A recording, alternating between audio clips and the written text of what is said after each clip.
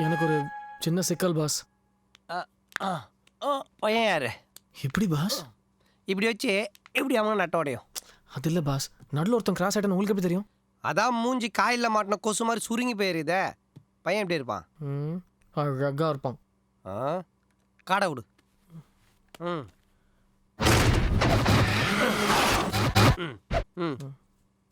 20,000? உன்னை விட ஒரு அழகான பையன் காம்படிஷனில் இருக்கான்ற விஷயத்தை நீ ஏன்ட்ட மறைச்ச? இப்போ நம்ம ரொம்ப டேஞ்சரான ஜோனில் இருக்கோம்.